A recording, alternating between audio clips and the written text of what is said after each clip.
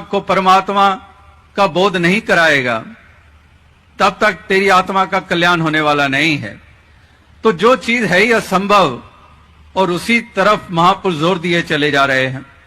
तो कबीर जी को भी वो ज्ञान की दृष्टि मिली, ज्ञान की दृष्टि से देखा जाता है, वरना तो ये इस तरह से ठोस वस्तु तो है नहीं कि मकान है, पहाड़ है, जिस्म है, जानवर है, पशु है, इंसान है, रेलगाड़ी है, मोटर गाड़ी है, अनेकों अनेकों वस्तुएं। तो ये परमात्मा तो सूक्ष्म है। तो सूक्ष्म के साथ देखना, तो ये देखना, ये आंखें नहीं जो चेहरे पे लगी हुई हैं, ये संसार देखती हैं, ये काला पीला हरा, ये कुदरत के नजारे लेती हैं। तो ये देखना, सर्व निरंजन डीठा, जब कबीर जी कहते हैं कि डीठा देख रहा हूं, तो वो देखना ज्ञान की दृष्टि से है, ज्ञान की दृष्टि से देख रहे हैं। ज्ञान अपने आप में वो एक नजर बन जाती है। जिस प्रकार से इंसान तो वही होते हैं, लेकिन किसी को हम डॉक्टर कह रहे हैं, किसी को इंजीनियर कह रहे हैं, किसी को वकील कह रहे हैं, किसी को प्रोफेसर कह रहे हैं।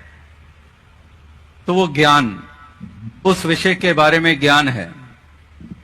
इसी प्रकार से ये प्रभु परमात्मा ईश्वर तो सर्वत्र समाई हुई परम सत्ता है, लेकिन एक तो भटकन में है और एक इसके नजारे ले रहा है। दीदार की तलब के तरीकों से बेखबर, दीदार की तलब है तो पहले निगाह मांग, कि वो निगाह तो मिले, वो नजर तो मिले। कुरुक्षेत्र के मैदान में 18 क्षौणी सेना, तो ज्ञान किसको हो रहा है? अर्जुन को हो रहा है, बाकियों को तो ना हुआ।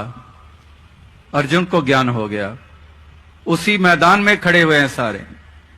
इसी प्रकार से इस संसार में इंसान तो भरे पड़े हैं, लेकिन ज्ञान की निगाह मिल गई मीरा को, ज्ञान की निगाह मिल गई बुल्ले शाह जी को, और कह रहे हैं कि शहर अगती रब बसदा नेड़े, लोका पाए लंबे चेड़े, कि शहर अग से भी नजदीक है, इतना करीब खुदा है, जितना करीब खुदा है इतना करीब ना कोई, समझ उन्हीं को आई जिन पे रहमत हुई, कि जितना करीब खुदा है उतना करीब ना कोई। कि इस प्रकार से तुकाराम जी, नामदेव जी इत्यादि इन सभी संतों भक्तों को वो ज्ञान की दृष्टि मिल गई, और वो दृष्टि मिली इसीलिए वो इसका नजारा ले रहे हैं, और इसका नजारा लेकर इसके गुणगान कर रहे हैं, इसकी स्तुति कर रहे हैं, इसको जानकर, इसको देखकर। बिन डिठे क्या सलायना अंधा अंध कमाए जी, कि बिन देखे दे उस्तत करना अंबर नो हथ लाना है। कि महापुरुषों का भाव केवल के बगैर जाने इसका नाम तो ले रहा है संसार, गुणगान कर रहा है इसका, लेकिन अभी आत्मा ने इसका बोध हासिल नहीं किया है, वो दृष्टि नहीं मिली है। इसीलिए वो दृष्टि इंसान आत्मा को भी अज्ञानता में रखे हुए है, और साथ ही साथ ये उजाला ना होने के कारण भेद वाली दृष्टि है, भेद वाली दृष्टि बनी हुई है।